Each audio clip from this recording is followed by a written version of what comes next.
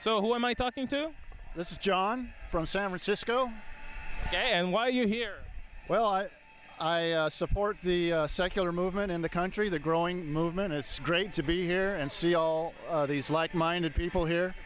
And I'm particularly personally interested in science education and the problems we've been having in the last couple decades with our children being not always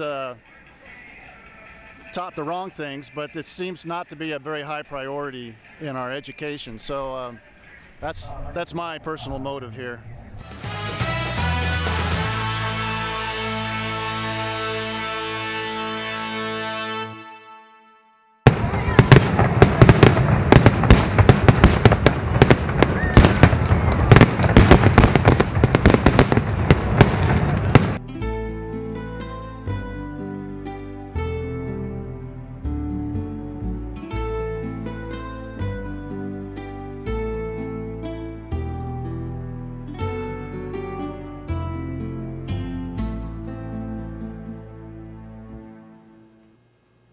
Arab Spring endangered by Sharia teetotaler summer.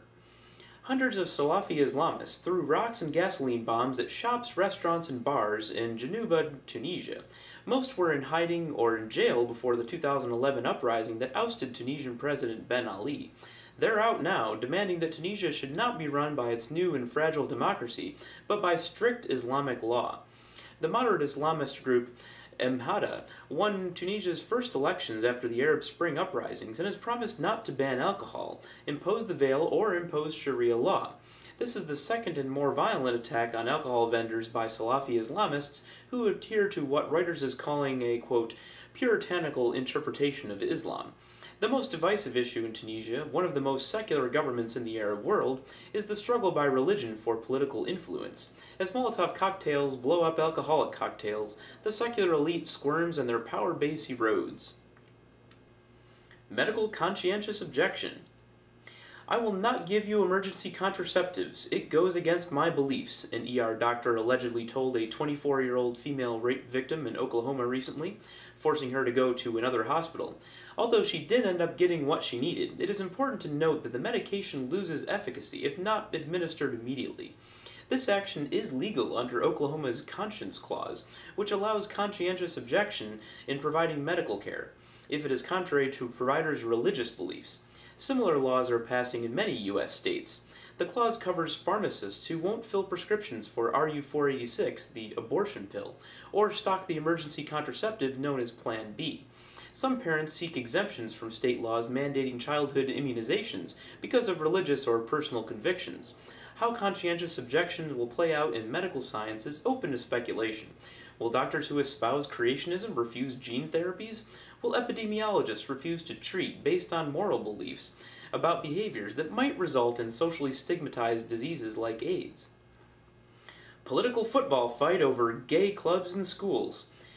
Ontario's Liberal Party fueled fears of persecution last week by ordering all schools to refer to anti-bullying clubs for LGBT students as gay-straight alliances. Catholic churches want to name their own government-mandated clubs, calling the word gay distracting. Progressive conservatives say liberals were picking on the Catholic school system, which gets about 33% of the Canadian province's $24 billion annual education budget. The Green Party calls it evidence of the wastefulness of operating two separate school boards, one secular and one religious.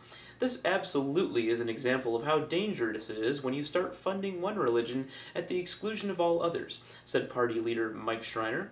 Nobody in the argument has asked students or LGBT people what they want, nor seems aware that the name leaves out bisexual, trans, lesbian, intersex, and a whole lot of other humans who don't identify as gay or straight, yet either face harassment directly or have watched friends and loved ones suffer it.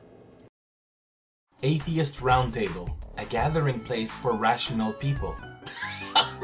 Funny pictures and videos. Profound atheist quotes. The religious going crazy. The latest news. World domination. Casual discussions. Baby eating. The ultimate forum for a lively dialogue. Come join the fun at atheistroundtable.com. Oh.